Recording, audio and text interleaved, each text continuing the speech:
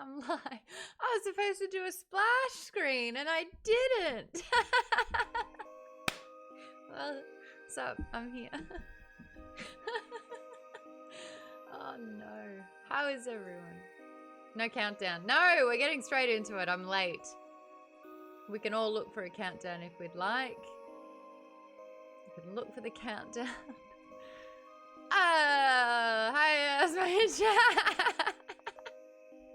I was gonna have a countdown of like 5 minutes so I could say hi to everyone. No, we're just getting straight into this today. No warm up, no intro. What's up? Part 2. I'm Maude. Welcome to Book Chat. We're chatting Gillian Flynn's Dark Places. Thank you, Lise. What is that? 14 months? Woohoo! 14 months. Discord chat's here. Everyone say hi. Timbo's got his video on again so I can see him roll his eyes at me. Great. Good times. Tuesday afternoons are always a struggle for me, but I tried for 5. Didn't stick the landing. A little late on that one. So let's get everyone in the mood and feeling great about life by talking about a super depressing book. Ooh, Vaden, 24 months. That's 2 years. That's 2 years. 2 years of being on in this amazing community. Hope you're doing well, Maude. Sure better than last week. Michelle's here. 10 months in a row. 15 total. What? Hi, community. Great to have you. Sorry about last week. I had a cold. It wasn't just a regular cold. It was a big cold. Lonnie's here. Hi, Lonnie. How you been, bud? How's life? How's LA treating you? So fun fact, Wednesdays I do a book club. We're talking about this book. Gotta ask the question, is book good?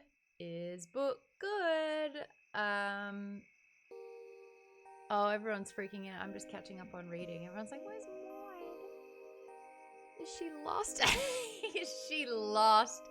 That's a good one. I want to hear all the best excuses for me being late. I've got Kate putting in her thoughts. Fantastic. Today is Tuesday and not Wednesday. Oh my fucking God. Oh, you're going to be here. Where are you? Kate. Can't see her. She'll hopefully come on in. Oh, the first 20 or 30 minutes. Wow, Maude. Jay Buntrock said they picked up Glass Dagger picked up a nice cover of something. Lovely. Lisa's niece is doing a live concert. I'd love to hear a little bit. Favorite musicals. Michelle says, I'm working late tonight. I'm just going to be listening in on Twitch. Overall thoughts. Book's good. Book make Michelle sad. I give it a 4.5 out of 5 though. I love the writing. The story was very interesting. On a personal reading experience note, I often found myself so stressed for these characters, which I did not love. Girl, same. Same. DJ Tash is here saying, hello from Sydney, it's Wednesday. KP Dubs, usually our train conductor, lets us know that we've got a boosted train. And Kate's here!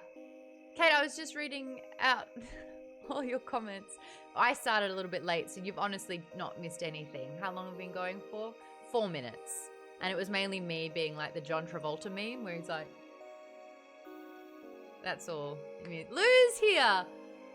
Lou, hope you're all having a great day. 24 months from you as well. Kate's subscribed for 16 months. Oh man, KP Dub's like, I didn't even read it. I'm just here for the puns and the conversation. Well, choo-choo, espresso to depresso, because this book is depressing. It's so funny. Like, usually Gillian Flynn's book makes you think, makes you question. I know that Sharp Objects made me feel a little bit icky inside, but it was still so well done, and it kept me on my toes that it was okay. Regards, Darren. Thank you so much. 11 months. I appreciate you using your Prime. Kate says, I loved this book. Adam's gifted a sub to Adam is the best. 125 subs, Adam. Do we need to have a conversation? Adam, I brought you here today. surrounded by friends. So just to let you know that you buy subs to make statements in the comments. Lisa says, honestly, it was okay. It's just not my go-to genre, but I liked it. Colleen says, this book was stressful and depressing. Oddball says, I attempted to read the book. I just couldn't get into it. Poor Tass. The first book that Tass is reading for book chat, she was like, what is it? I didn't like it. It is not a nice, fun time. It touches on some very heavy subjects. What's this one now? Adam says, you're not the boss of me, 69. The fact that that's an account is just the internet, isn't it?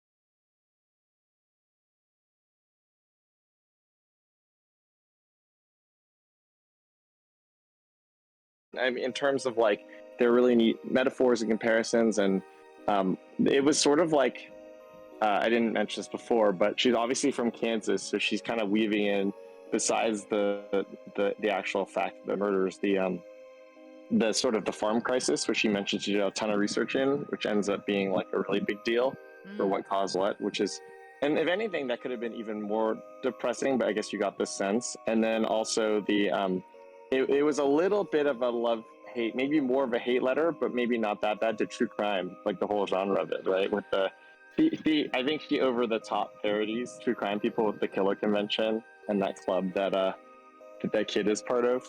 It's so Of how interesting. morbidly, We had a smorgasbord of just such unlikable people. And even though they truly believe their intention is good, it's just like you just see, you don't really want to back anyone. You're not rooting for anyone. Like, honestly, if Ben was the killer or wasn't, it's almost irrelevant, I found. Because he's in there anyway and he seems content with being in there. Like, he didn't try to fight to get out. I don't know. It was quite interesting. But I loved your thoughts on it. Yeah. I was just gonna say Ben is definitely like doesn't get it. Like he's like a coward, right? Which they mentioned. Like he didn't stop it. He didn't go along with it. He didn't. All he did was sort of kind of went along with it passively, right? He didn't. Yes. All he did was just not do anything, which is really sad. He like, raged out on the cow. That part was incredibly difficult for me. I've never wanted to skip 30 seconds ahead in a book more than in Animal Slaughter. That for me was just awful. What? Catch-22? What are you doing? I can see you now. What are you doing, you cheeky thing? Is that how many? Is it 22? Is it 22? He's like, come on, are you kidding? And KP Dubs is cheering using bits. We've got a bunch of gifted subs. Catch-22 loves living up to his name. And gifts 22 subs, which is so delightful. Brings an entire community together with one swift click of a few buttons. So a big welcome to Purple Granite Wolf, Ceto87, Jeff Mo307, Young Twan, One Milkman 804, Martian Marmalade, great name, The Bulb Dim, Growling Mouse Studio, Brush Kid, Andre C. Jenkins, Tobler Scones, Silver Int, Exaltair, Nora Davix, Shankle, JK Martindale, Sim Paradox, Spikesar, Fusion Ice Phoenix, Jed Ted, Jace Cup Made Hands, and Star Pilot 6. You all just got gifted a sub. Thanks to Catch-22. If you got one, make sure you give them a thanks in the comments. Bringing everyone together. Also, if you got one, check out your new emotes. We got level 6. You can go to level 6 now? When did that start? Level 6 boost train? Choo-choo, motherfuckers! That's fun! Cool! Oh. I love that I'm taking like a while to process this. Oh, that's fantastic.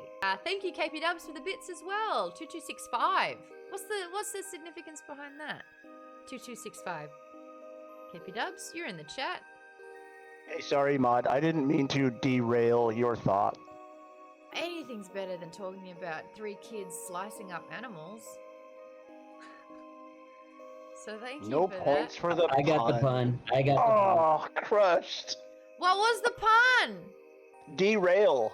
It's a train. Boost train, and I derailed your thought. If you think that this week I have the capacity to be sharp at all, you got another thing coming. KP Dubs, you did 2265 bits. Is there any significance behind that? If there is, I won't get it. I had 2265 left. I gave them all. Oh! Emptying the bank on that one. Thank you. What did you just do now, Adam Vision? This is just going to be a shout out to everyone's subbing stream now, isn't it? That's what happens when you don't stream for a while. Adam Vision gifted 5 subs. You cheeky thing. Thank you so much. Dr. Achon Durax2, Dipper423, Feminine Fig, and Behendrick all got a gifted sub. Thanks to Adam Vision. Adam, oh, you just wanted to get it to level 6, did you? That competitiveness flowing through you. Just wanted to get, it's 93%. That's going to bother you, isn't it? 93%. Cheeky 93. Thank you to everyone who... Davey Dubs! Gifted 3 subs. We got to level 6! Attaboy, KP. Proud of you. Look at that. The higher the boost, the more your stream's going to be recommended. That's how they do it now? Pay to display? Oh, don't say. It goes to 7? Get fucked, Twitch. Like, how deep do you think their pockets are? Thank you, KP Dubs. Oh my gosh, last month my credit card got frozen by my bank during a hype train. Thank you so much for gifting 3 subs just now. Troglodyte 16, Main Ogre, and Tref all got gifted a sub. If you got gifted a sub, make sure you thank the people that are doing it. I appreciate everyone. Wow, my feed is just like gifted a sub, gifted a sub, gifted a sub. So cool. Junior Daxbo, thanks for using your Prime.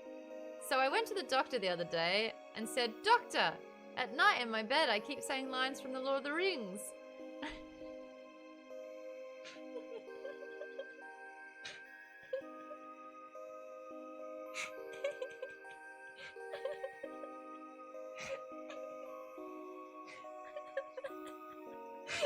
This is good.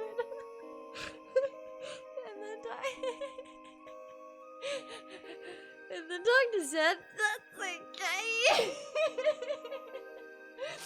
And the doctor said, that's okay. You're just talking in your sleep. Oh, Junior Daxpo, you broke me. Look, you can see it. I needed that.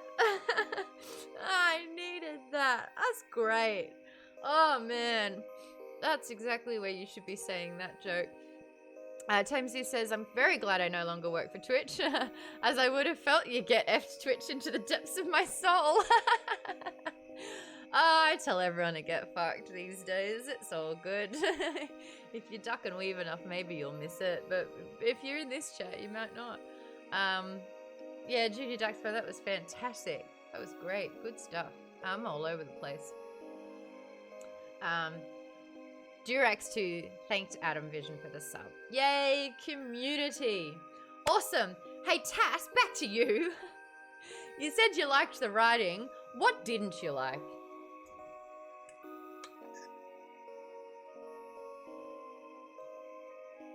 If you're there, Amanda. Tass, did you dip out? Well, we'll get back to you. We'll get back. Kate, you'd initially typed your thoughts on what you liked about it. You loved this. I want to hear from you. Book good. Why book good?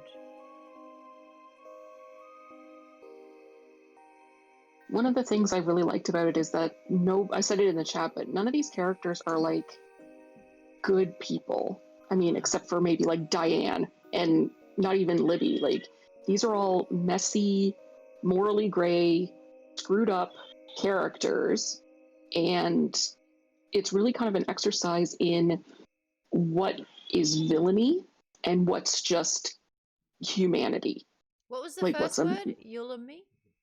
Villainy. Oh, villain. I was like, I'm going to have to Google this word and learn something. Because villainy. like, yes. If you take away the obvious, like the true villains I felt in the book were Deandra. Yes. And Psycho. The doctors and therapists who were coaching the kids, like with Chrissy and Libby. Yes. Those two characters, or character and group of characters, were the true villains to me.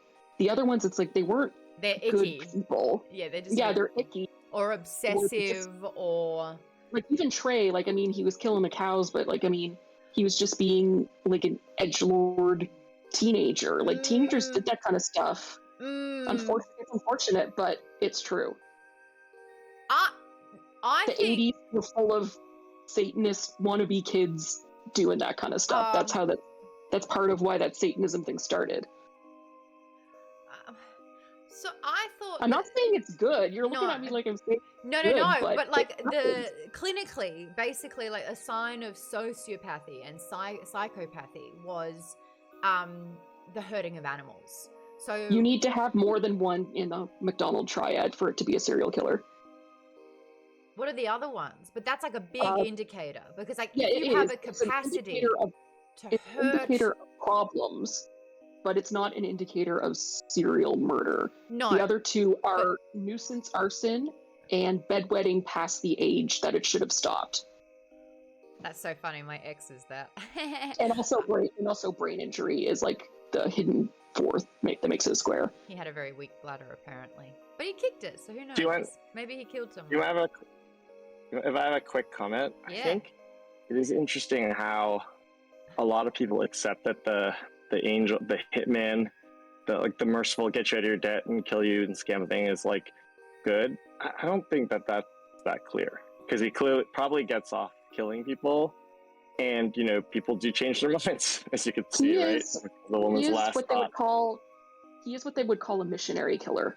Mm. If we're going to go back into true crime talking, I guess he but I is think getting he something likes out of it, but it's not like a sexual release like a lot of serial killers It's get almost out of like murder. a fuck the system, No, missionary killers kill because they have a mission, and a lot of them they think it's from God, but he's doing it because he thinks he's helping these people. It's like, so it's him being a savior. Ethan from the last book. He's essentially an angel of death killer. Yeah, but I think those people, like, I don't think you should count them as necessarily, like, some of it, they might get something out of it, and like they do have a God complex, right? Because Yes, a lot of these people might have been able to solve their problems in different ways, And honestly, I totally forgot about that character when I was saying which character from Villains. I totally forgot he existed. So I would put him in there too, because vigilante murderers are not heroes. Yeah, they're still murdering, and he killed a child. But like, if you look at like Ben, Trey, Libby, Chrissy, all the creeps in the Kill Club, they're not really the same level of evil as like Deandra is, or the like training children to lie for an agenda, like with the McMartin preschool case, which was real, and like in Libby and Chrissy's cases. So they're not good people; they're bad people. They're all bad people. I'd actually like to talk about, because like when you look at the types of evil, like Deandra is straight up deranged. She's straight up a villain. She's straight up evil. Like, no hesitation with ending a life. Well, and look at what happened with her daughter too. And it wasn't that she regretted it. She told her daughters, like, you can't ever tell anyone. And then she turned her daughter in, like, the way, even their relationship, even if Crystal hadn't done all those things, like, hadn't attacked Libby and that, just their relationship was very toxic. Unhinged. The way, and even their house, when Libby was describing the house, it was the same way she was when she was a teenager. There was like dog shit on the floor. There was like, just stuff everywhere because of that whole thing where Ben was describing Deandra as just leaving things everywhere because she just didn't care. Yeah. But so that's one of the things, going back to my initial point, no one in this book is a good character except maybe Diane. Yeah, and Diane. But it's an exercise in just seeing that people are not good, seeing the mess that people are, but it doesn't necessarily make them like evil. Said. But that's what this really is. It's a smorgasbord of just messy people. And in situations that are less than ideal, this isn't comfortable. It's not enjoyable to kind of be in it and around it. But it's the effects of poverty, neglect, the 80s satanic panic. Even though I do think like there's a difference between I'm gonna light this box on fire and I'm gonna stomp on this kitten. Like,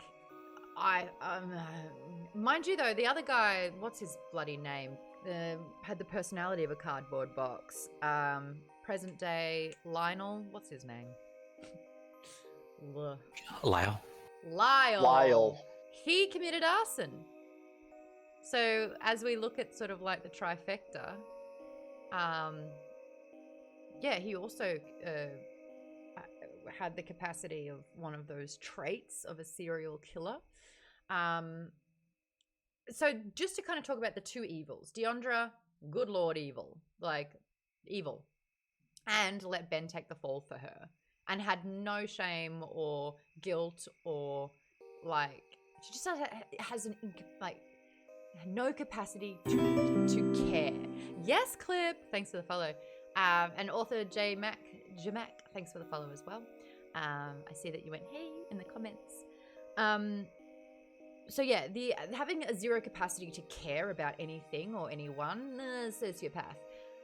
But I want to talk about the other evil that Kate mentioned, which was abusing a position of power or a job that you have where you exploit minors and coerce to get a decision. So Kate, why do you put that? Because I think that there's a lot more variables. Deandra, black and white. There's no wiggle room. It's so clear that she's evil because she has zero capacity to care. But if we're talking about why someone as a child psychologist or as a lawyer or as a district attorney or anything like that, why they would want to coerce a minor into an answer, I think that there could be some less evil reasons why.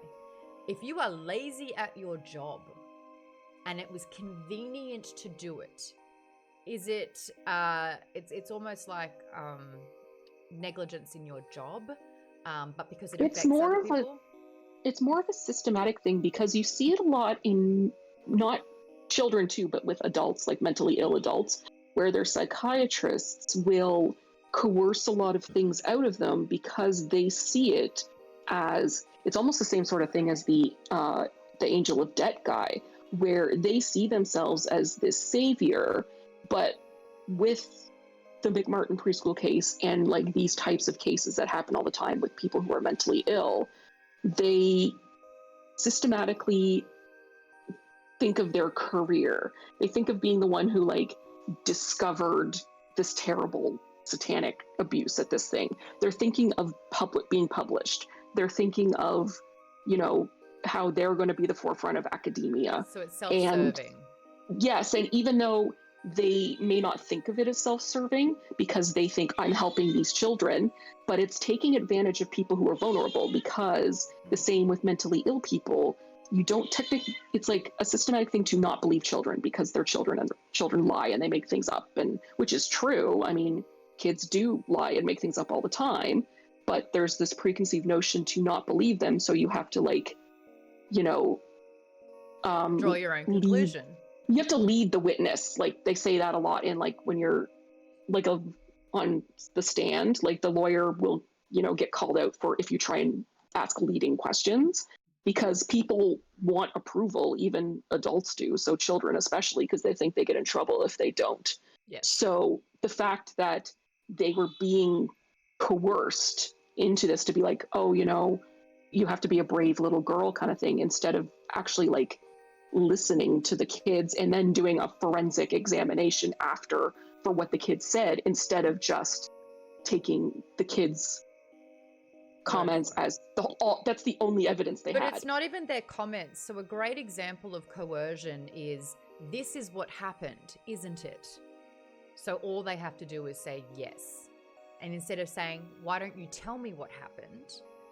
But in that case, like Chrissy grabbed the dolls and was like, this is what happened. And they're like, no 10-year-old should know that. And it's like, I believe it was Billie Eilish came forward and said that she first watched porn when she was 11. So it's like, oh, the kids are young and they have access to things these days. Colleen, yes, hello.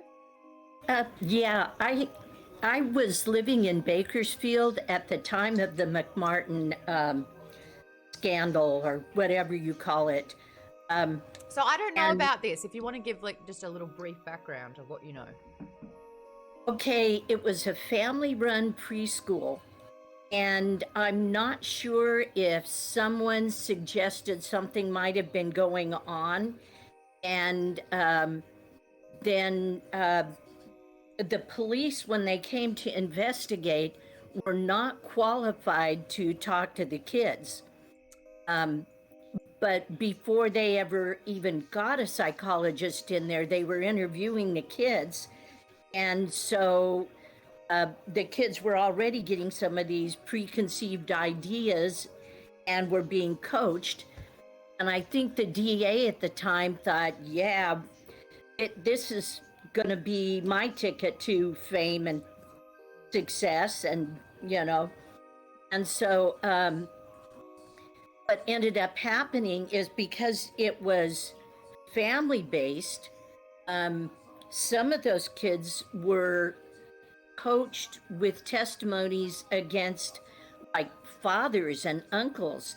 And I remember at the time, just from what we were hearing, most of us, I think, were buying it because we didn't get the whole story. We didn't really know what was going on. We just heard these horrible things.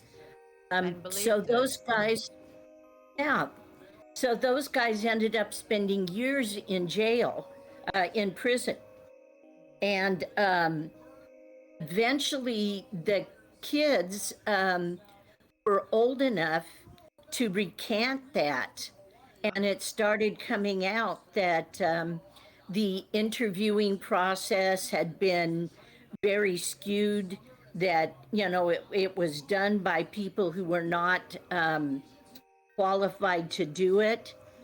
And that DA, who had been riding high for all of that time, I think he was either retiring or he might have retired something before that. But yeah, he became, he ended up with a bad reputation for that. And the people that he was kind of grooming as his successors also did not go very far after that. It was like, fruit from the poison tree. Yeah. So my thing is, I'm not sure. In this book, the psychologist is really badgering the kids. But I'm not sure that we can say, I'm really hesitant to say anybody is out and out evil, with the possible exception of a former president I can think of. But I can't, I think a lot of the people were, thought they were doing something helpful. The book, that psychologist, he was still a student. He didn't know what he was doing. He was using very faulty techniques and information. They were in a little podunk town, so it wasn't like they had a lot of resources or some place to go. So I think they were easier to exploit. Right. But I don't know if he was consciously, to say that he was out and out evil, or if it was just he was kind of falling into those circumstances and taking advantage of it. I hear what you're saying. I'm the same. Like Deandra, evil. And it goes into intention. Like Deandra, her intention was self-gain at whatever cost. And that cost was murdering a child, slaughtering animals, teaching her daughter to kill as well. So I hear what you're saying with that. I think that it's interesting because, like, to hear Kate say that it's evil, where it's like you are in a position where you have, like, the consequence of your actions affect others in such a profound way. You can sentence someone to jail, if you build a narrative. This isn't the internet. And Kate, you make such a great point that this book is tapping into the mass hysteria of the public during a cultural revolution in the US, where as a culture, they were starting to move away from a religious influence into a more secular one. The new satanic panic is the whole QAnon horseshit. and how it taps into that deep-rooted ignorant fear. And this is the comparison that I'll make, which is why there is a fine line between sort of like evil and uneducated or not willing to fact check or do a job properly. And that is, on the internet in these day and age, we will read something, a tweet, an opinion, and it's fact. This happened to me, I believe you. This person said this to me, I believe you. The other person says that I didn't say that at all. No, but she did, so it happened. We are not checking sources. We are not finding a truth. There is so much information out there that can be published that fact has no longer stayed fact. I wish that every single workplace, I wish that social media had a fact-checking responsibility. Because at the moment, without a requirement or without prioritizing fact, Clever Girl says it's only fact if you agree with it. And people are so willing to agree and not look into it. And that's what's happening with these psychologists. They're building their own narrative, and fact no longer becomes the priority. Sustaining their narrative is. What do they get out of that narrative? Is it clout? Is it promotion? Is it, a feeling of being a savior? But the fact that their narrative supersedes truth, that's what's dangerous. Is it evil? No. And now that I've been on the internet as long as I have, I'm wondering if it's human nature. The shit that people say online without a lick of fact, but they are building their own narrative to gain clout, to gain a sense of heroism, and everyone buying into that mass hysteria or that mass outrage. That's the most important thing to the person perpetuating it. Not the responsibility, not the outcome of their actions, not who they hurt with their words or what they're claiming. It's that sense of faux justice that they're using the internet and their followers to achieve. And I think that in this workplace, if you have any sense of self-righteousness where you believe that your narrative can supersede and take over fact of your job, that's a dangerous thing to do.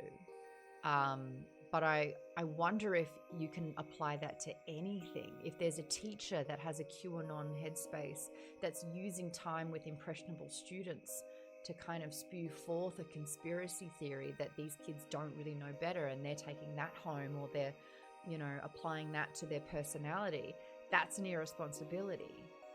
My job as someone who has access to people, I have a sense of responsibility. I am very rarely going to target a person and challenge them about something that I don't know the full story or have overwhelming evidence to back up.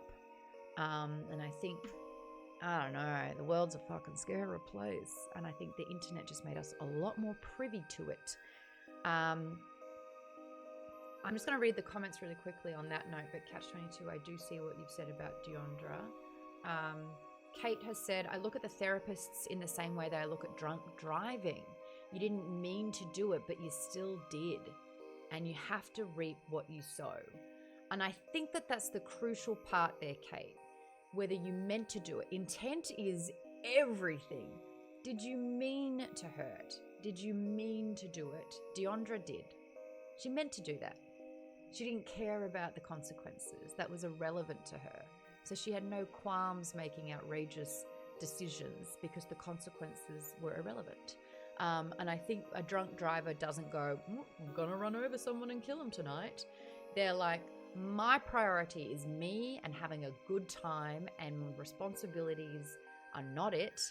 And there is a chance that this could hurt someone, but I don't think it will happen to me. And so I'm going to charge ahead with this. I don't think they're evil. I think they're grossly negligent and irresponsible. And I do believe that whatever happens is on them and they have to reap what they sow. I don't think they're evil. And I think irresponsible and evil, that's a Venn diagram, that's for sure. But that's a really great analogy that you have. Black Belt 23 says, those therapists are one of those jobs where they have to be held to a much higher standard than normal people. Their actions or inactions have huge consequences, so they should have the proper training to act correctly. You have literally just described the police force and why we have had defund the police as an argument or a message or a protest, in fact.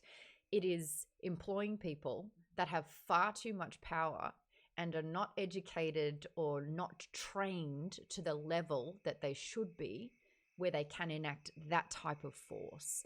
If you carry a gun and you can kill someone with it, you need to have insane amounts of training because that is a deadly weapon.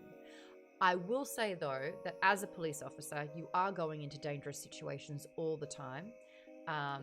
I live in my little safety bubble, and I am not dealing with domestic abuse cases, walking in on suicides. I'm not experiencing the worst that these people have to go through as police officers enforcing the law.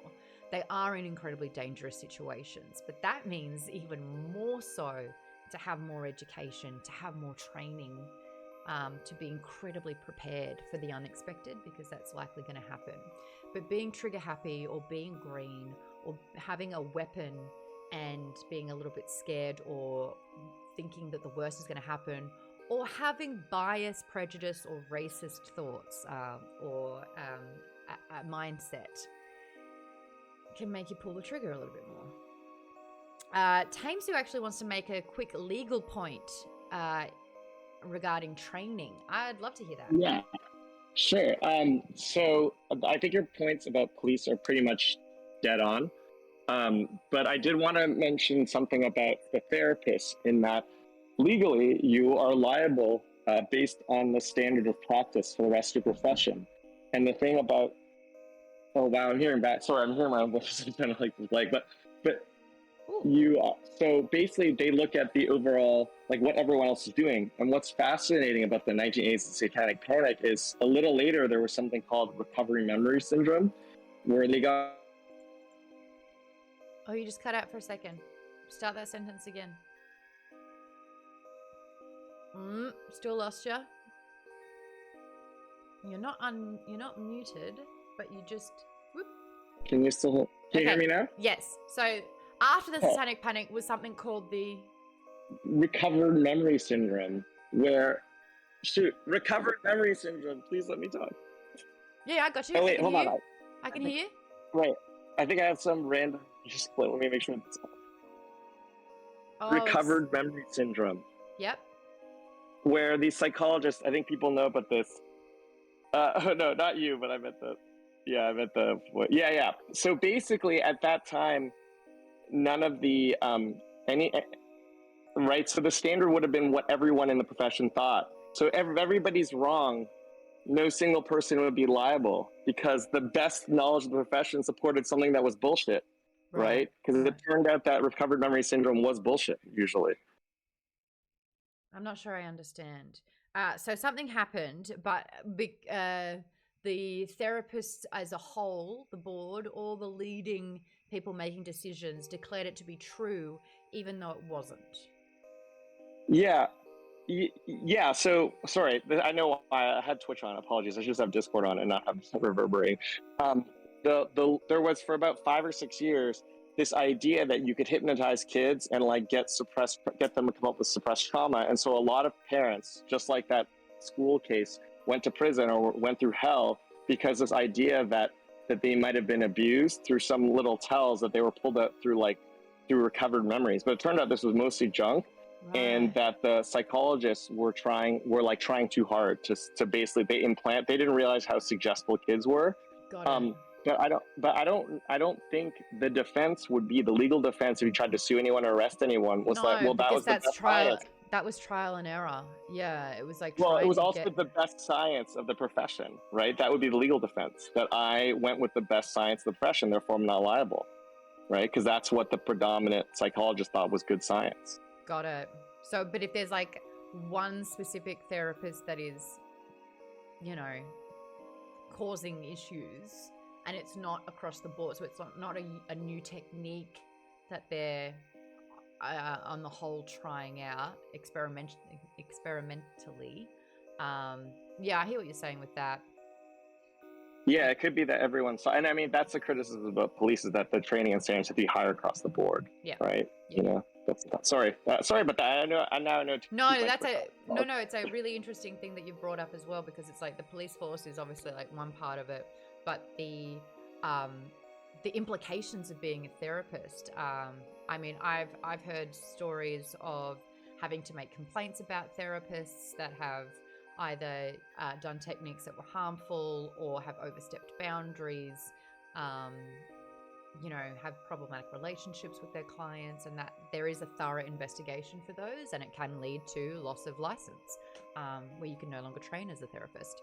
But it's interesting when you have a new technique and when it's taught, and it's like, it's because it takes time. It's a case study. And that study to get viable results takes years with numerous different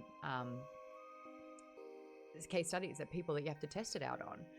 So if that was, chalked up as, oh, that was a miss, how bad, you're right. Like, you can't go, all right, all therapists are punished now. That's an interesting one. STS says, happy book club day. 26 months, STS. Holy dooly. 26 months. All right.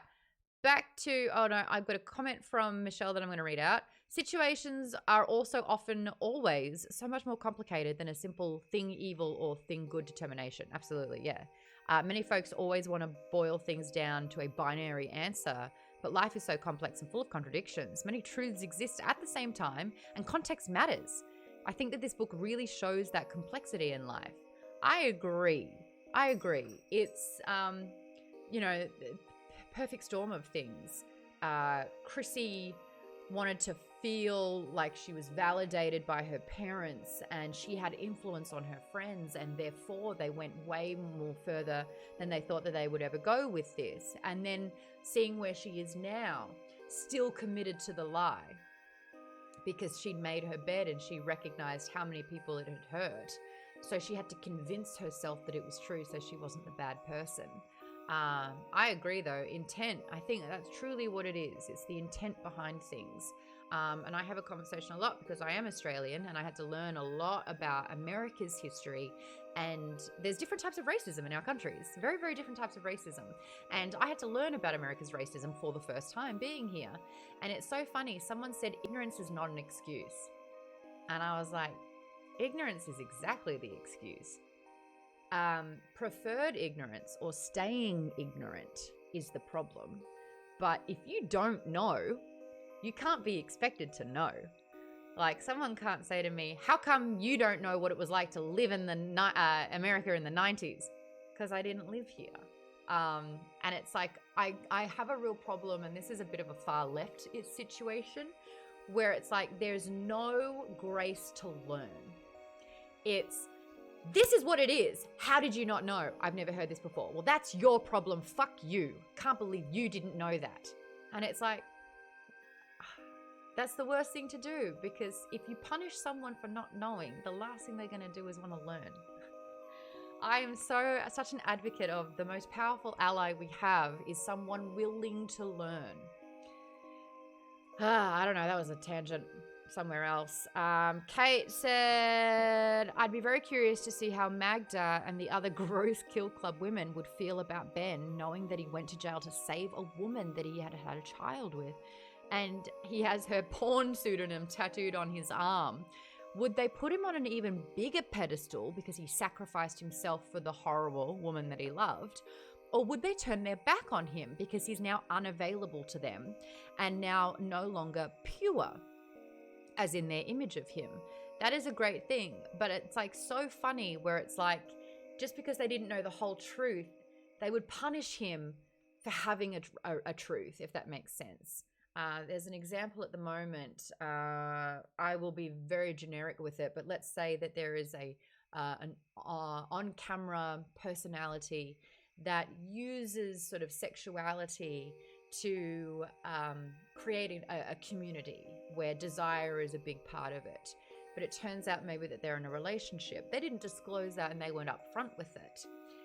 Can their audience be mad that she actually has a life that she's not disclosing because it was used in a particular way? Or is she well within her rights to have an entire life and this is just literally a job and that they aren't entitled to know absolutely everything about her life? It's that sort of thing, but in the bit, like, these women idolize someone that they don't know. So yeah, that's a really great way to put it. What do you think would happen, Kate, in that situation? Do you think that they would worship him more because he's white knighting and they can glorify that and build the narrative? I think it would be split down the middle. It'd be the same thing where, like you were describing, any celebrity, where they kind of sell the boyfriend or girlfriend fantasy, right? But at the same time, it's a fantasy. They have a parasocial relationship with Ben, and you can tell that a lot of these women aren't in it for the forensic investigation of it. You know what I mean? There's some people who follow true crime because they're interested in the evidence, the detective aspect, or, the police procedural aspects, like that kind of thing. Yes. I don't think a lot of these women are, because they're way too emotionally involved in it. Like, Magda was wearing rings on every finger except her ring finger, which was clearly because she was saving it for a wedding ring to Ben. And yeah, like, Black Belt says, like, they would convince themselves protecting Deandra was a good thing. Yeah, some of them would. I think some of them would feel horribly betrayed, the same way, insert celebrity name, super big celebrity that's like, I don't know, like a boy band guy or something, that all these girls think that he's their boyfriend because it's a parasocial relationship, but they're seeing just one fraction of that person. You're only seeing the camera facade of somebody who's like a celebrity. You don't see the real messiness. Like we were talking about, people are messy. That everyone is messy. Even people who seem good, like, they have messiness. They have things that aren't for your consumption. It's almost not even messy. It's almost like people have just depicted their own opinion and narrative about a person. Like, I think that, oh, you're like this, and I'm building this whole image of you and who I think you are. And so when you provide any evidence that doesn't fit in with my narrative, I feel betrayed because you're not living up to the fantasy that I've built. I think that some of those girls in the Kill Club would turn that adoration. They would hate Ben. Yes, they would turn feel betrayed. They would turn into like his aunties. They would want to rip him apart. They would like hunt down Crystal and Deandra and like dox them and like all that kind of stuff, right? Deandra's days would go to prison. Deandra would go to prison. But you know what I mean? Like, in that thing, the same, if we're going to go the celebrity thing, it's the same as like you end up doxing a celebrity's spouse or partner who isn't a celebrity. It's like that sort of thing. But then it would fuel, never meet your heroes, but it would fuel some of them. So I think it would be like a 50-50. So they would be, half of them would despise Ben, and half of them, the parasocial aspect would get worse. He would become like a god to them because it's like, look at what he did for the woman he loves. Eventually, if only he could meet me, he would see that I'd be better for him than Deandra, and he would treat me that way. So I think it would be 50-50, and I don't know which side Magda would fall on, because she's the only one who really has a face. The other women are just kind of like, it's Magda and her gang. So she's the only one who's like a hero character, they're all just background. I think she would try to find Deandra and she would pour resources into tracking her down because she's the threat. And it's so funny because it's like, it's irrelevant that Ben loved her, chose her, still continues to love her, got her name tattooed on him. They believe that they know what's best for him.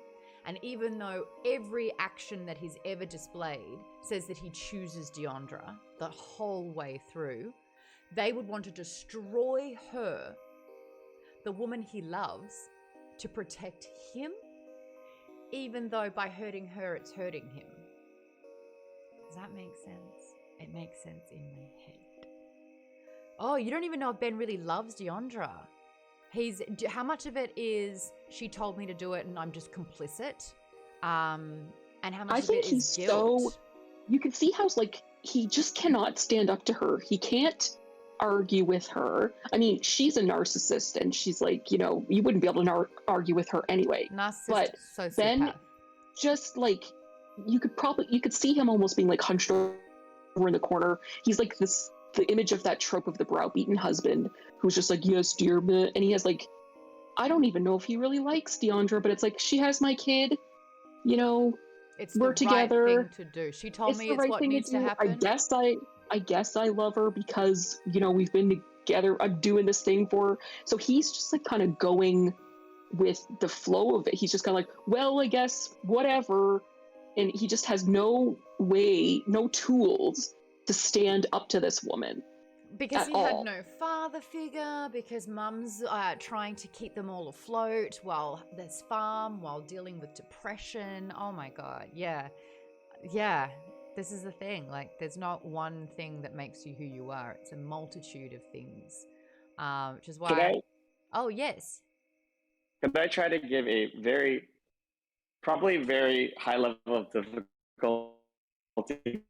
Your mic is I know it's breaking. defensive. Your mic is breaking up, my dude. Can you hear me? Yeah, that's better. Okay, sorry. I'm going to try to give a very high level difficulty empathy for Deandra. She probably is evil, but I think the one thing is use the word woman. She's actually 17, which in many, many, many jurisdictions that don't have death penalty would definitely, you could not go to jail for somebody, right? She's a kid too, right? And she said that her, you know. Yeah, but if she was a black boy, it'd be tried as an adult. As an adult. Depends on the jurisdiction, right? Ben was tried as an adult because they might have executed him in Kansas, right? But in Australia and Canada, people who are under 18 are never tried as adults, not even for murder. They can't get, like, the most they can get is like 10 years or something like that. In most, like, yeah. Yeah, and she's 17. I mean, she is older than Ben, but you know, like when she says my dad will kill me, we don't really take that seriously, but we don't know because it's not from her perspective, right? Mm-hmm. Ben's a kid too, right? They're both kids, right? So I would, if I had to bet on it, I'd probably think she turns out evil, but you don't know, and that's why in lots of jurisdictions. We do know she did turn out evil. At the end of the book, she turned out evil after going through all that stuff, right? It's present day. And she and her daughter tried to kill the living survivor. Right. So yeah, evil. And well, she's a woman then. I'm saying after she gone through all that stuff, right? You know what I mean? Like if she had been like caught right away, right? You know what I mean? And tried as a juvenile. Juvenile and then reformed like it's pop. But she was, you know, she spent 20 years. So you think that if Deandra had a taste of accountability and you know, a consequence of her actions, that she could change? I would say narcissistic disorder, personality disorder, is a right bitch that is very difficult to change. Sociopathy is one of the worst ones that is very difficult to change. And maybe it's because she didn't have time to get help and to reflect in an isolated cell on her own or in the juvenile detention center to get through that. Catch-22, I know you've wanted to talk about Deandra for a very long time. Mike is yours. What you got?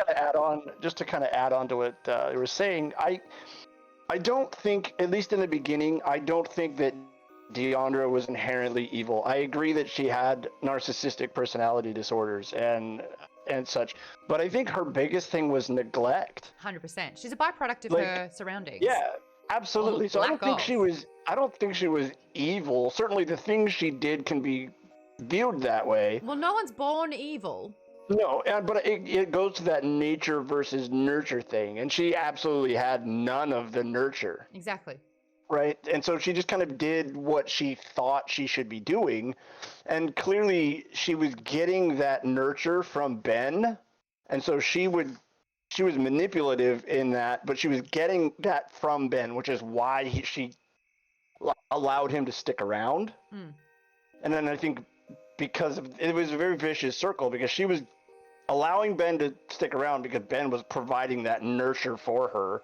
And Ben was getting something out of it as well, because now he felt accepted. Yeah.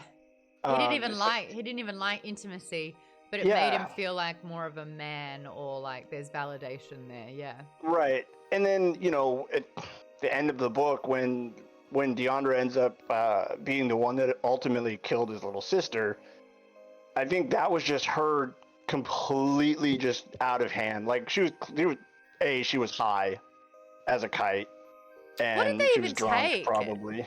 What was that 80s drug that they would snort?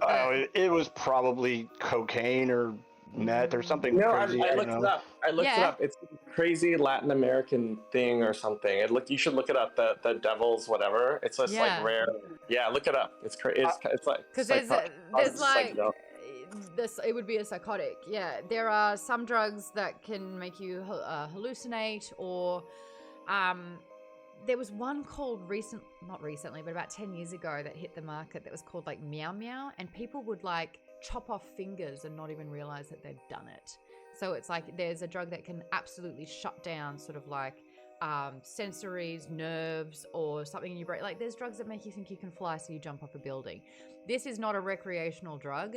This is like, I am going to do this and wake up with blood all over my hands and not know what the hell happened. But the voice in my head said that it was like the best thing to do. Yeah. Yeah, and the only reason I really wanted to play devil's advocate for Deandra is because I was thinking about it, and she kind of reminded me of my best friend's ex-wife. Right.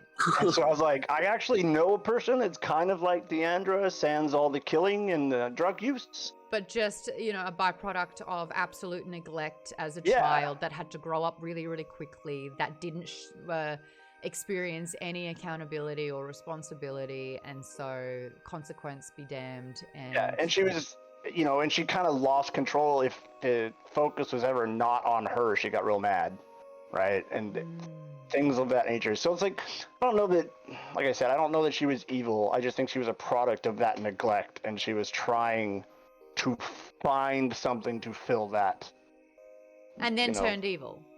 Right, and then in the, effort to hide what she'd done, I think is where she got, then she started to have to make conscious decisions, because she realized, like, she killed, was it Michelle, I think, the younger sister that she strangled? I'm looking at the chat. Yeah, no, the older sister. But The older sister. Anyway, Yeah. she killed her, and I think that flipped a switch, because now she has to do something about it, because she knows there are real world consequences to killing someone.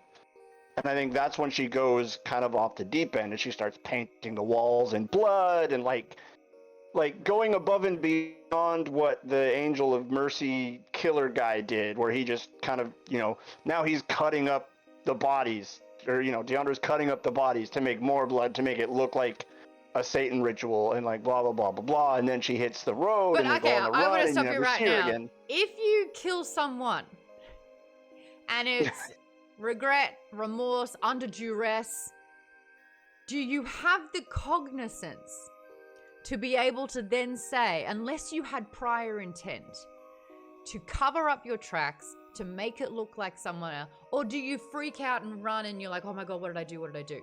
No, I think the whole thing was panic. I think it was pure panic. Because the plan was to run. The plan was to run anyways, right? Yeah, but then to kind of cover it up in that way, to cover the tracks, to make it look satanic, that's intent again. It's intent to not get caught. It's intent to make it look like it was someone else. I don't know. I feel Forensic countermeasures are not panic. That's exactly what I was trying to say, Kate. I feel like there was just an oh shit moment, because it's weird how you can have those oh shit moments and they are very sobering, right? Like, you can have them and they're incredibly sobering, and I think that could have been too. Is like she's just like, oh shit. I'm Especially with having a everything else sobering going moment, on. so I'm going to chop up this young girl's body with an axe. I've thought it once or I'm not saying it was twice. smart. I'm not saying it was smart, but Yes, Kate? As someone who does follow a lot of true crime, one of the things that sinks an insanity plea when a serial killer tries to do an insanity plea is forensic countermeasures, because it proves that you had enough of your faculties to know you had to clean up the evidence. Yes. Because you know that it's wrong and you don't want to get caught. Right, but legally speaking, you're still fine to get second-degree murder or manslaughter instead of first-degree. That wouldn't be enough to overcome the idea that you didn't have prior intent. Damn. Like, if you didn't plan it, but then on the spur of the moment, you planned afterwards, you could still get second-degree murder or possibly a manslaughter. Just covering it up afterwards. Lots of people who commit second-degree murder don't feel remorse about it. They may not have planned it. I don't think Deandra ever felt remorse about that death. Right. I'm just saying that from that, like, you're right. It probably defeats insanity, but not second degree or manslaughter. You could still argue it's not really evidence that you premeditated it. Oh, it's no, just... I wasn't arguing about like a legal standpoint. I was saying it more against Catch-22, where he was like, she would have been freaking out about. It's like, no, she knew what she was doing. It didn't matter if she was on drugs. She knew what she was doing. And B Rock Vandal says she immediately went into scheming to get the insurance money for the mother's death. Intent. I have a very silly reason for trying to redeem Deandra. This is a funny Easter egg in the movie, because there's a 2015. I didn't watch it, yeah. Yeah, starring Angelina. Deandra is played by the very talented and fetching, although she's probably very dark in this movie, Chloe Grace Moretz. Oh, if you look at really? her filmography, she's also in a movie called Shadow in the Cloud, and much more heroic, much more likable, and her name is... Maude Garrett! So I have to be Team Deandra. Oh, that actually makes me want to watch it. I just didn't want to, have the same amount of depression reading it as I would watching it. So there you go. I will say, like, Gillian Flynn is very, very known for getting into the disturbing, really breaking down the psyche of messy, as Kate has dubbed it, which I really, really like. Gone Girl is a fantastic book that we read back in, I think, 2017 for Alpha Book Club when we were doing that on the Nerdist Network. And it basically, it's a great movie as well with Rosamund Pike and Ben Affleck. Oh, God, Ben Affleck is so unlikable. As, what's his name? Nathan Dunn? But that's a really great story where you hear from his point of view, and he's looking for his wife. She's missing. What the hell? They're talking about their relationship, how it all went wrong. He's trying to look for her. And in the second half of the book, or it goes in between, I think, a little bit more. Nick Dunn and Amy Dunn. That's it, Nick and Amy. And then you realize that she has premeditated this whole thing. She has planned to the nth degree that she's going to frame her own murder. Reenact, basically, have it that she's been murdered and it was her husband that did it by planting DNA and evidence, and then even having motives and exploiting and manipulating these motives for that to happen. Really, really well done. So if you've read that one, yeah, I want to see rankings. Sharp Objects we also did for book club. It was made into a series, I believe, on the HBO network with Amy. Anyone? What's her bloody name? Amy Adams. Adams. And Nicole Kidman, right? Or no, Reese Witherspoon or something like that. A lot of big stars or something, I think. Reese wasn't in it, but I think it was her production company that brought it to life, maybe. But Sharp Objects was about sort of like a small town where these teenage kids ran amok. But there was oh my gosh, what actually did happen in that one? There was a police investigation. Someone had been murdered. Kids were a nightmare. Basically, there was a really, really cool twist at the end where you thought it was someone else who'd done this murder, but it turns out it was the girl. And she'd been like stealing teeth. It was really kind of sadistic as well. So this is very much in Gillian Flynn's wheelhouse, where she really focuses on like the dark and depraved nature of humans, especially young, in the last book and this one. This is my least favorite one, though. There wasn't enough of a twist or payoff or nail-biting for this to be gripping for me. This was just a smorgasbord of shit people for me. Personally. So for me, number 1 is Gone Girl, number 2, Sharp Objects, number 3, Dark Places. Cash22 says, soft note, I'm giving Dark Places a soft 4 out of 5. Oh, I want to see everyone's ratings. Michelle, I know you gave it a 4.5 out of 5 because you said the writing was great, but it didn't make you feel any good. Lisa, as someone who rates books on how they make you feel, what did you give this one out of 5? Probably Oh, I just saw it. Yeah, probably like a 3 or 3.5 out of 5. Mm-hmm. Like, it was all right. I didn't hate it. It was all right. It's just not my cup of tea. So Yeah, I feel like we need a palate cleanser after this one as well. You know, we need like another House on the Cerulean Sea. No, you didn't like that one. I can't believe you didn't like that one, Catch 22. I loved it. It was like a warm hug. I thought it was so great. But I need another book like that after this one. Colleen, you're giving it a 3. This is probably one of the lower scores. Oh, it's about average. Why'd you give it a 3? You didn't like it really, huh?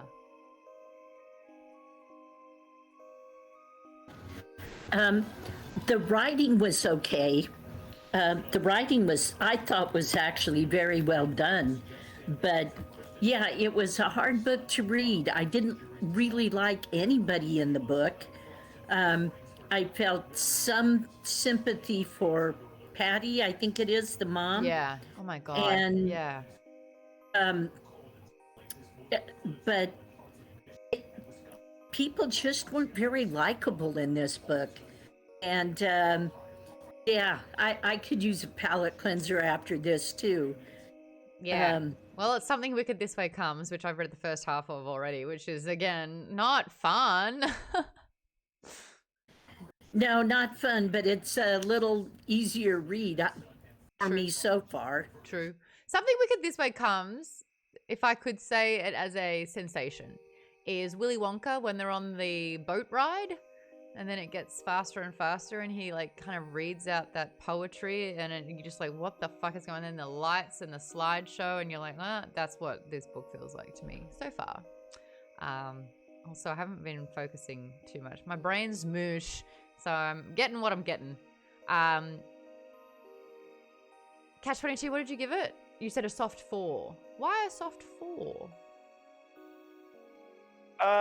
Because I think I finished the book, like I literally sat down and read it the night before we were supposed to have book chat last week. Oh, sorry. No, I'm not mad. You were sick. I totally get it. But I was like, I need to finish it. So I stayed up and I finished it at like 1 o'clock in the morning. And I remember like I finished it. I hopped into the Discord on my phone and I was just like, what the fuck? Yeah. For better or worse, yes. I think that's the only reason I gave it it got to like a soft 4, is just because not many books make me go there, right? Okay, you got a really big reaction from you.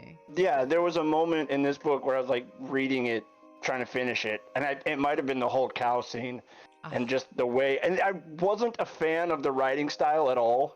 Just because, like, she uses so many adjectives, it drives me insane. Okay. But then that scene, the way she wrote it, I set the book down for like 10 minutes and watched. So, I was like, I'm going to go do something else for a minute. I was walking around my neighborhood with my dog, and I was just like, yeah, see, that would be the worst place I can imagine to go through that scene. Like, I was sitting on my bed just reading it. I was like, I'm going to go ahead and set this down and, like, choose to doom scroll through Facebook rather than... And if that makes you feel better, that says something. Yeah, exactly. I was like, I would rather doom scroll than read this nonsense. So I think that's why I got to a 4 out of whatever. Okay. Critter Nation, thank you so much for the sub. Really appreciate that one. 8 total. That's very generous of you. Thank you. Play the board. A big hello. We haven't heard from you yet. How are you? How's life? And what'd you give the book? Life is a little cold and rainy, but other than that, it is very good. I gave the book 4 out of 5. Okay. It's not something I would normally read. I don't mind hard topics, but I prefer them set in a world that is not mine.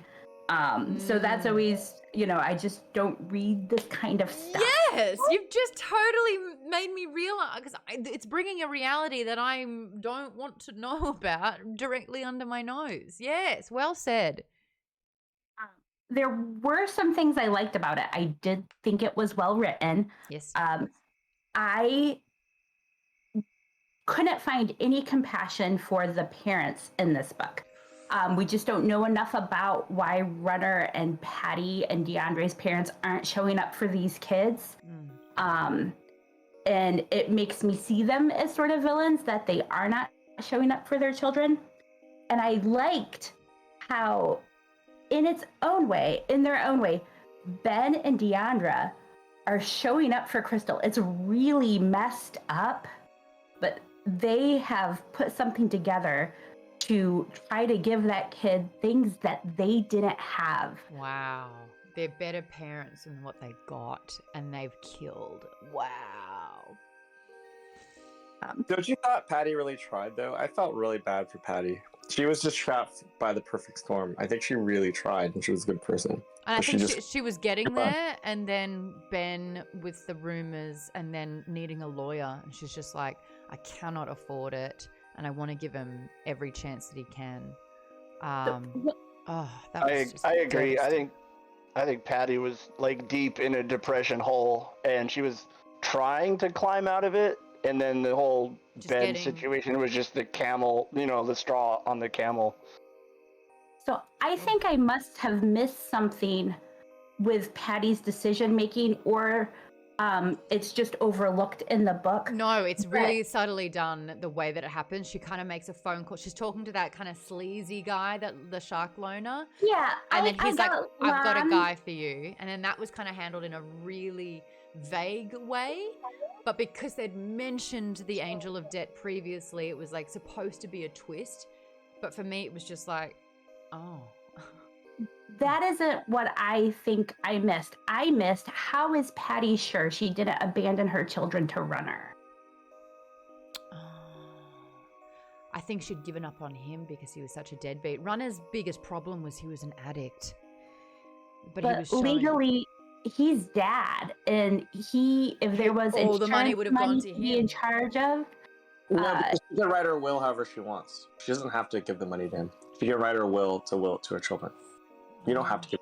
This is why you need a will, folks. Custody of the children would have gone to Runner, though. He was living would've- in a yard. He was living in an emptied out above ground pool or something. It still seems to me that she set them up to at least have Runner try to exercise power and control over them for his own benefit. And I just think that was a really risky. I know she wanted the money to go to the kids and her sister to be the one to be involved, but I still think You relinquish Runner would've everything when you had a die. shot. Oh, he would have. He would have come in chomping at the bit. His whole argument, his narrative. She's got money. The bitch has money. And it wasn't even her money. It was Diana forking out all of her life savings to help her sister. Diana, the only good person in the book. Black Belt 23 in the comments is saying, I definitely empathize with Patty and everything she went through, but I don't know how you can decide to kill yourself and leave your kids without a parent. Getting them some money and giving them to their aunt is a consolation prize, not good enough. Also, if Ben's going to go through all that trouble, don't you think he needs a loving parent to support him? Not just financially. You know what? Let's be absolutely grateful that hopefully, we'll never be in this position to know. I don't think any of us truly know what that level of desperation looks or feels like. Thank God. I mean, for what it's worth, when she was dying, she realized she made the wrong decision. She did, yeah. She was like, whoop, fuck. And then the daughters come out, and then he's like, don't want to, but I have to. Got to kill her now. Oh my God. Imagine that being like, I have made bleeding out, listening to your daughter get murdered. I have made the biggest mistake, and there's nothing I can do about it. Fucking depressing book. Oh my God. Awful. Who else needs to weigh in on what they give it? Thames, what'd you give this one? Oh, I give it a 4. I mean, it probably go a bit higher, but it was a little. I'm trying to weigh against the depressingness versus the skill. The one weakness I thought in it, in terms of the actual plotting and characterization, was I really liked Libby. Actually, I thought she was a good person, but there's a serious inconsistency in that. In order to set the plot, in order to force her to go to desperately sell her story, she has to be completely useless for 20 years, and then suddenly becomes pretty competent and likable. But at the outset, she's completely useless. So I understand she's traumatized, but that was a tiny bit confusing. You know, I think I could fancy explain that a little bit. She finally had purpose. True. I guess it felt like knowing that it might not be him, and that coming to that adult realization of, I said that because I felt like I had to, but as an adult, now that I'm equipped with sort of like, you know, more understanding, what I said might not be true. And seeing that support system in place, even though they're all awful, there is something about having absolutely no one, but having a sense of community that are not wanting to help you, but is almost like a little bit like an ATM. She has no problem sort of like selling herself, her time, her belongings for money. And so I think in this instance, she's able to not only get a source of income, but people give a shit and want to seek a truth that I think she'd buried. But so you think, I guess my issue was like, you think she... I've lost you again. This microphone of Did yours. Start again. No, sorry, I got a phone call. Sorry. Oh, got it. That's Sorry. right. Yeah, someone called. Sorry about that. I guess my thought is, do you think that's all it took was this random, like ridiculous, silly group and having no money? Like, I guess maybe she was spoiled and could afford to do nothing. But my thought is she's doing nothing for 20 years, Yeah, and she had a source of income. She had donations to live off. I think a big theme in this book is desperation. Yeah, that's fair. What you're willing to do in a desperate, like Patty is the epitome of being so desperate. She took the ultimate sort of step to try and fix something. But yeah, being that sort of Ben, he was so desperate to kind of protect his love, keep that intact and to keep the daughter safe, that he didn't even challenge it. He just laid his fate down. I don't know. There's just like, actually, was so desperate for attention. One very last thing that would support your point, and maybe I didn't take into account, but we should have maybe brought up also when we're talking to the therapist and the known science, was I think the encounter with that crazy novelist lady was probably pivotal, right? Where she just assumed that everything was correct because there's a whole book on it saying that Ben really did murder them. But then when that woman is like, well, actually, I just went along with it and I got fooled too, maybe that was enough to get her to change. And that goes into the idea that the satanic panic, like that's just what people thought. That was the common knowledge, right, at that point, right? Assumptions. I thought that was, yeah. There's something that was feeling really uncomfortable for me, where she's basically in this room where everyone's talking about her as if she's not a person. That was just so awful for me. Like, I don't know, it's just like being a character in their narrative and not being a tangible person with feelings, and that was what I thought was a bit of hate directed at the, when I mentioned it was a love and a hate letter at true crime. I thought that was kind of a poke. Oh yes, someone made a comment on Australian radio about a murder and they giggled, and the family went, how dare you, you're literally making a joke out of the most traumatizing thing that's happened for the sake of content. So yeah, I hear you on that. That's really interesting. Oh, alrighty. Our next book, Lisa has posted in the chat. We've got November and December's books locked in. We're going to be reading Black Sun in November, and we're going to do the first 4 Murderbot novellas. Now, play the board without spoiling too much, but to give us hope and light. You've read the Murderbot novellas. Tell us a little bit about what we can expect, if that's okay. Can you tell us a little bit about what to expect? So the books are written from the perspective of a robot who is basically a killing machine or a security guard, and you learn how he sees himself in these books. And it's actually quite charming. Oh, okay. I like that. Because is he just programmed to be a murderer, or was it a choice?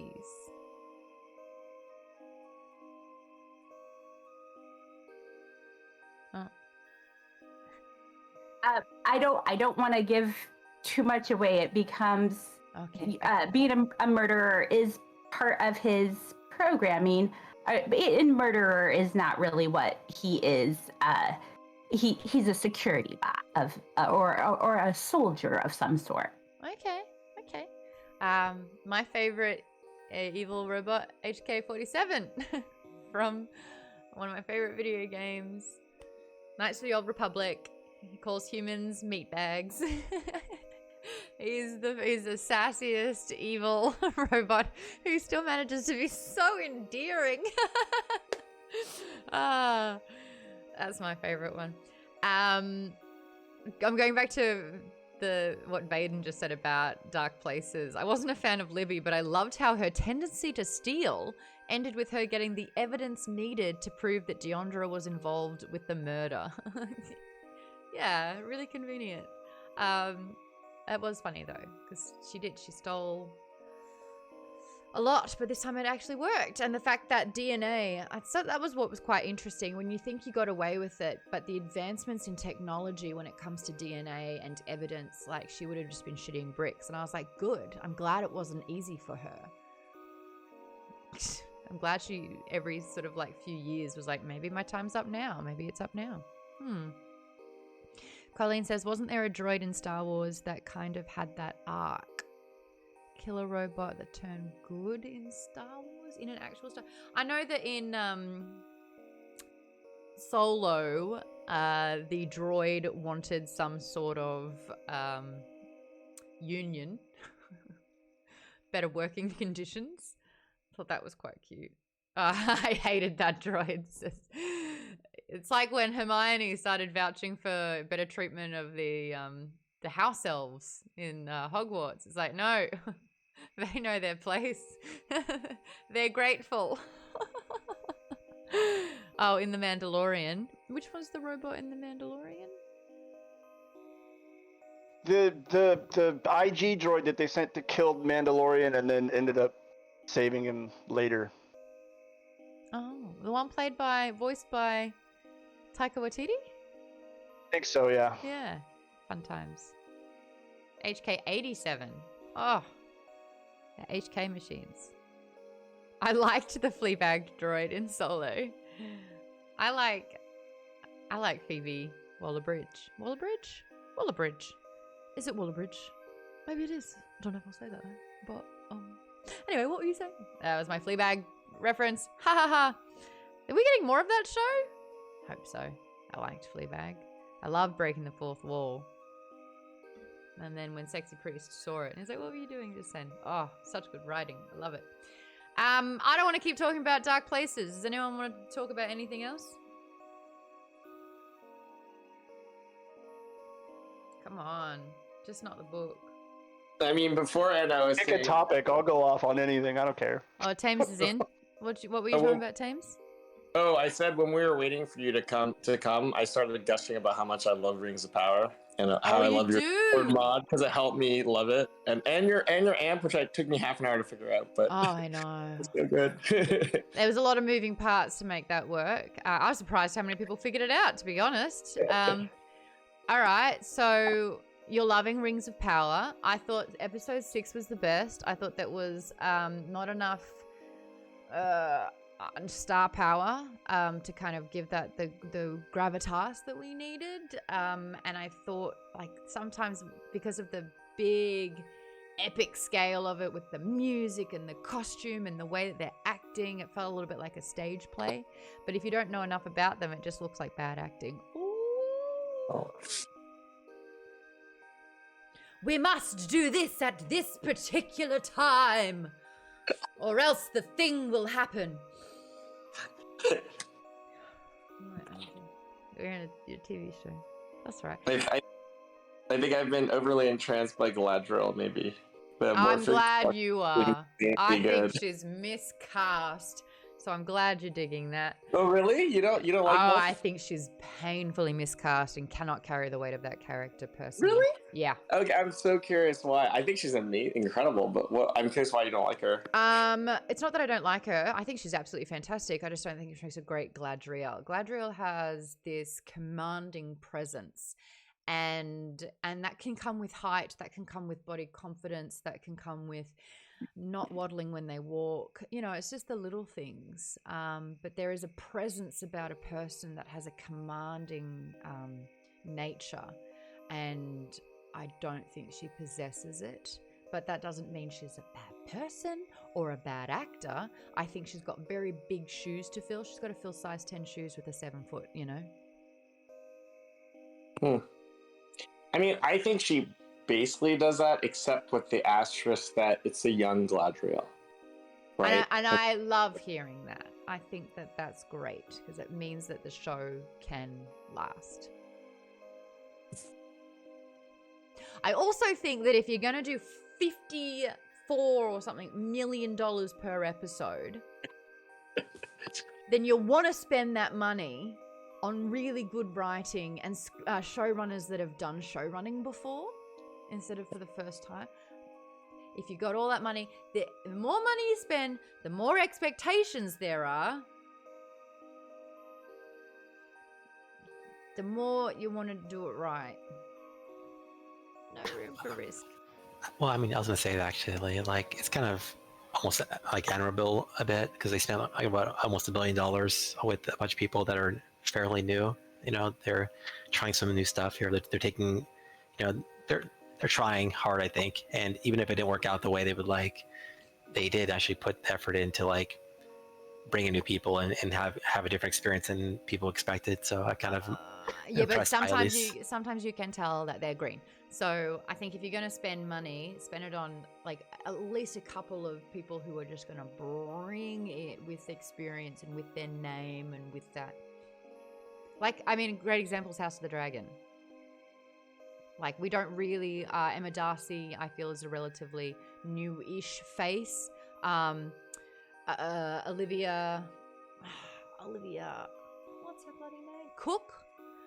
She was in Ready Player One. She's done a handful of things, but not a household name. Matt Smith, very big name, sort of brings the gravity of that to every scene, I feel. Paddy Considine, I had no idea he was one of the detectives in Hot Fuzz. But I mean, he brought it. The script was great. I don't know. If I had to choose, I would say House of the Dragon over Rings of Power. But at the end of the day, they're both fantasy shows, and I'm a nerd, so I win. That's how I see it. How much did it cost for 20 for million. that one? 20 million. So nearly a third less per episode. Okay. That's the difference between $20 and $54 million per episode. And don't get me wrong, Rings of Power looks and sounds amazing. The sets it feels like a movie every single episode. It costs like a movie every single episode. I just think if you're going to spend that money, spend it on Star Power. There's a reason why Star Power is a thing. KB Dub says, Matt Smith, is that the guy from Pride and Prejudice and Zombies? Yes, he's also the Doctor. He was also in Morbius dancing. You haven't seen Hot Fuzz?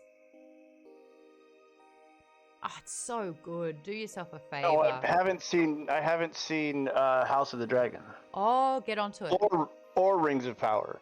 Oh, Or okay. Andor. Or She-Hulk.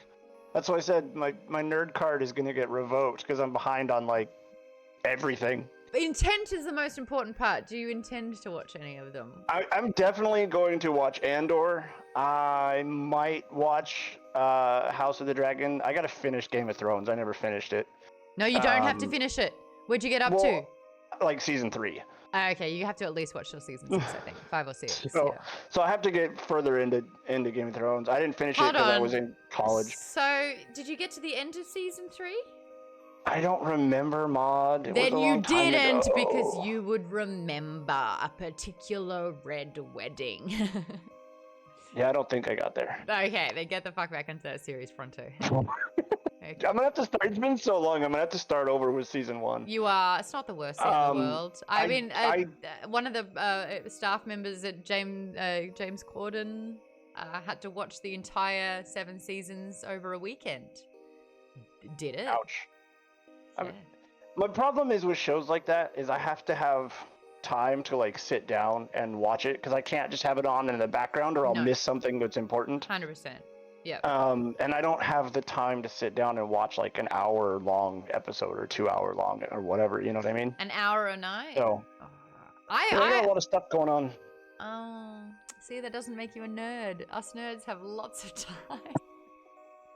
I mean, I get up I get at 7:30 in the morning to go to work, and then I work until 5, and then shit going on until like 8 o'clock, and then I'm like, do I really want to stay up and watch an episode and then 8 till 10. 8 or 9 o'clock? 2 and then get up episodes. at 7:30 the next morning. Come on, I'm old.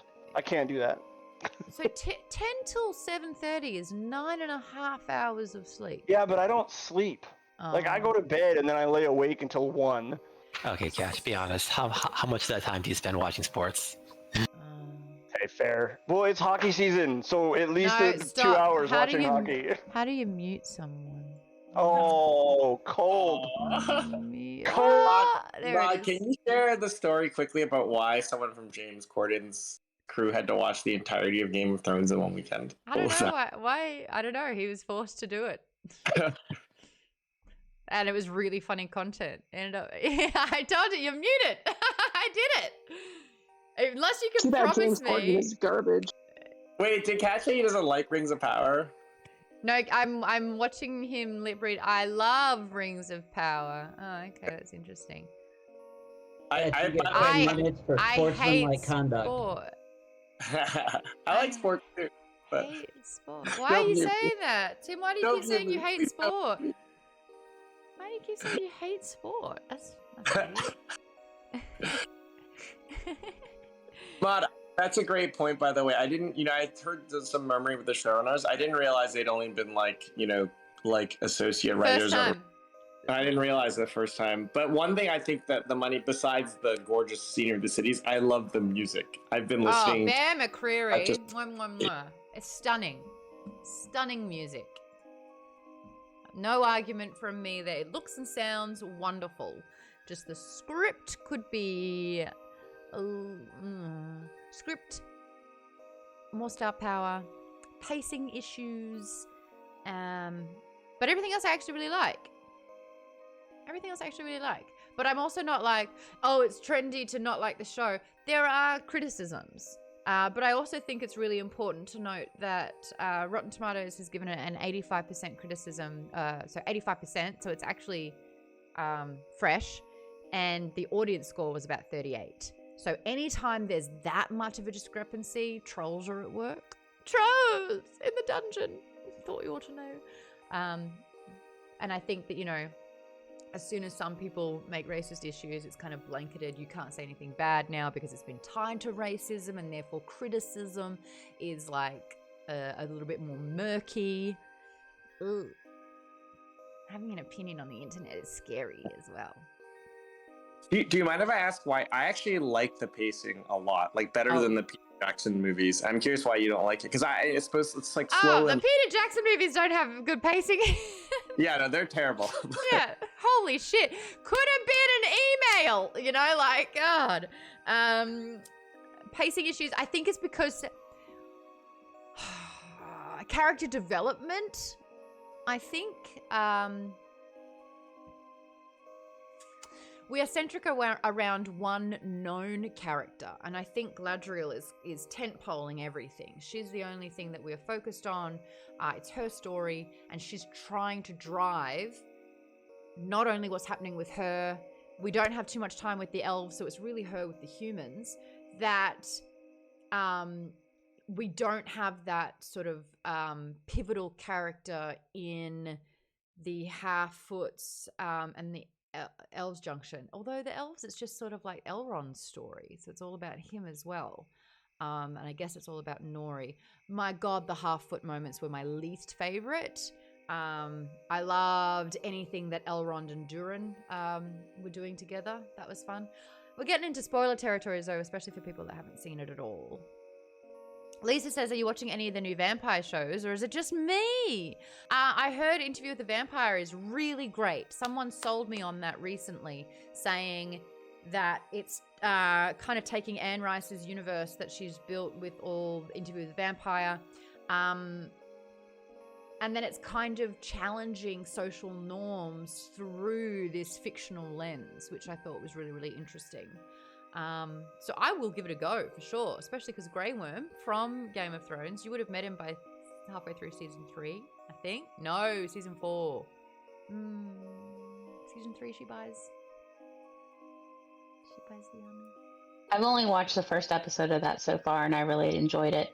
But there's also, did you ever read the Vampire Academy series by Rochelle Mead? Oh, I read them. I consumed them, but the movie. So I'm watching that show too. They have a show on Paramount Plus, I think. Is it better than Tim? You've been unmuted for a couple of minutes now. You just have to do it yourself now. I tried to watch the movie of that because I really wanted to champion it, and Zoe Dutch is in it, and I really love Zoe Dutch. But God, it felt like a film movie. It was edited so badly, and it was shot terribly, and it felt like it was made for $50,000. So it kind of put me off the show. But is this new one any good, Lise? Yeah, it's still kind of cheesy, but it's definitely not as bad as the movie was. The movie was terrible. But I like the pacing that they're giving it, because, I mean, we're like 8 episodes in, and it's already bringing up storylines from the second book. So like you get introduced to characters that like Adrian and that come up in the second book. So I'm liking the pacing, which I'm hoping that means that we'll get to see some of the people from the spinoff books too. Oh, okay. So I think the last time I read those was like 2010. 2009, 2010. I went through my big vampire stage, read it all. So definitely read all those. I thought they were pretty good. I tried a few others. I read Claudia Gray's first work, Evernight or something like that. The one where the mother-daughter combo wrote it, I could barely get through the first book of that. I thought it was so awful. Do you know what I'm talking about? PC Cast or something? Yeah. Oh, yeah, I remember those. Yeah. They sucked. I can't remember. Something Night, something. Oh, they were bad, because I They bought were all the famously bad. books and I was like, let's go. And I was just like, this is trash. And I regretted buying it. Oh. They were hot buttered ass. Oh, They sucked. They were so bad. But you know what? It was inspirational, because I was like, hey, Mom, we can write a book. It's not going to be that bad. And they got published. Yeah, it was the House of Night series. I definitely read more than I probly should have. That was so bad. They were bad. You know what I want to get back into? My brother, Daggerhood, black brother, Lisa, what are they? Maude, the next book that comes out in that series is Lassiter's book. Lassiter. Again? Lassiter the Angel. I read those last in 2017. It's been 5 years. Oh my gosh.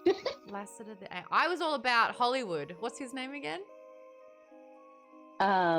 Which one do they call Hollywood? They called Rage. Rage. Was it Rage? Is it Rage? They called him Hollywood, like the pretty boy one. Yes. Yeah, it was Rage. Yeah, he was my boy. I liked him. Okay.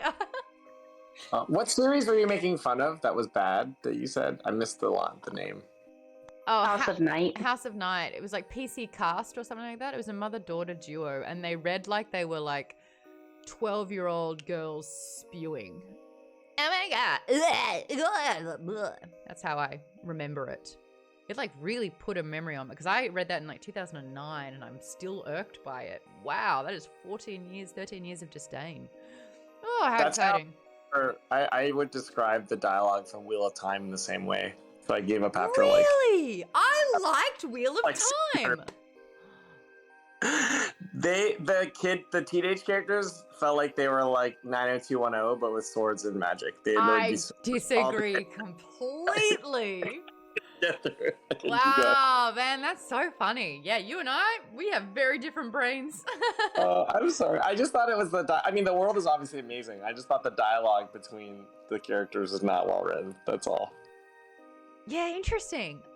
Oh, I remember enjoying that, but I think it's because it's right here. I think it's because I just read it, or I was reading it alongside. I think I just read it, so it was like fresh in my mind, or I just listened to it, and so like I was just excited about all the beats that were from the book, and I think that maybe I was distracted a little bit by that. It's 7 o'clock. I'm gonna go to bed. Just like Tim, I love 9.5 hours of sleep. Can you unmute yourself? I'm actually okay with you not, and I get the final Don't word. get Oh. 9.5 hours of sleep. I get like That's 5 right. if I'm lucky. Yeah.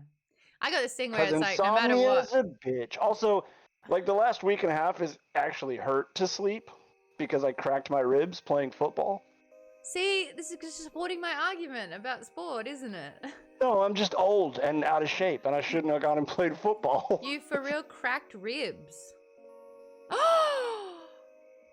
Oh my god, you got your ass handed to you. I broke my wrist, and I'm pretty sure I cracked ribs on my left side. Who Good did times. that?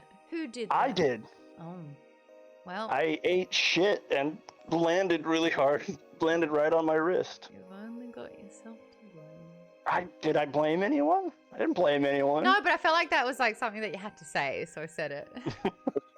All right, everyone, on that note. Also, to be fair, Maude, I spend time reading the books for book club, so I also don't have time to watch shows.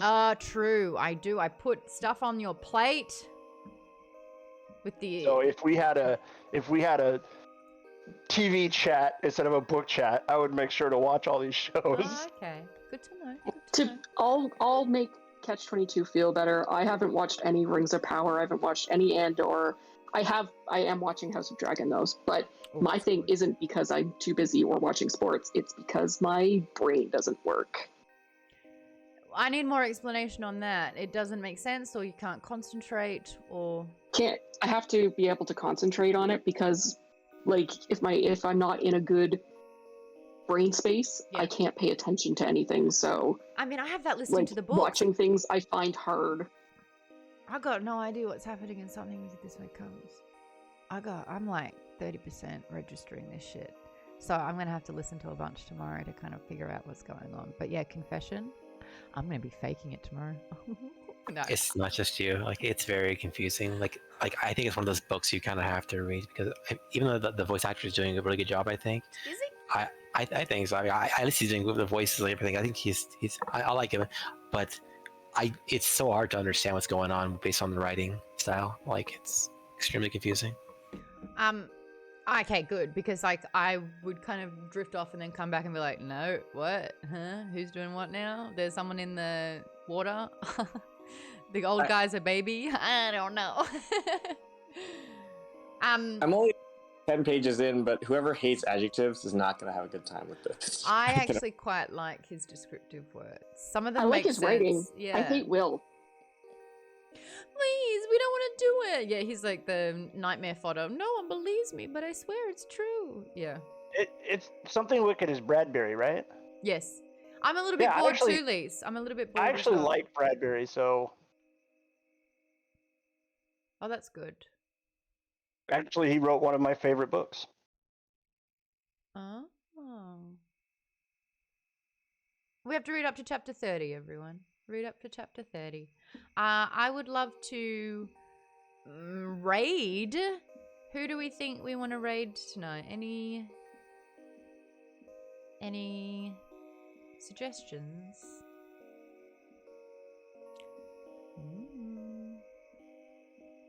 I got nothing. Pixel Circus is playing some tabletop RPGs, which is cool. You know what? I think he's raided me and I haven't returned the favor. So, everyone drop on by and say hi to Anthony Carboni. Boom. I was a teenage ex. I don't even know what What is he doing? I was a teenage exocolonist. Oh, actually looks like a lot of fun. What a cool little game. All right. Let's go.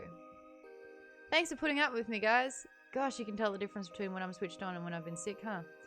But you've all been great. We got through the book together. Let's do something wicked, and then let's escape into a... Is it a post-apocalyptic fantasy? Black Sun? It'll be something fun. Bye, Ledge.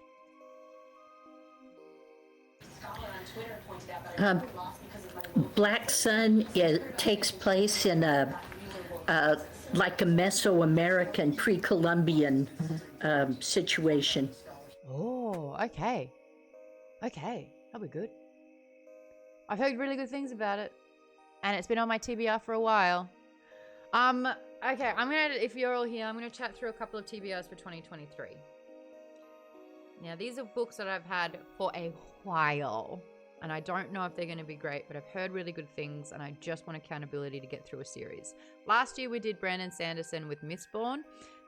2023's Mistborn, I want to do the, is it Red Rising trilogy? I'm so down for that. I love that series. Pierce Brown, I want to do that. Only because I play Mafia with Pierce every now and then, so I want to be able to read the books. Read that series, so I'd be down for that. Okay, that's one of the ones I want to get through. We can have a chat in the hashtag reading about other suggestions. Cal is riding around the geoponics. I actually have to update the doc because I've stumbled across a whole lot more books as well. Shuddering stop on the rocky ground in front of you. Hold on. Oh my god, are you kidding? Hey, Salon. Oh my. Real ground's way harder to hover on Are you than ship talking about sport? Phillies are up to no. Yeah, Delete message. Not in reading. Hell of a pitching duel. No. For once, it wasn't me. I wasn't talking about baseball.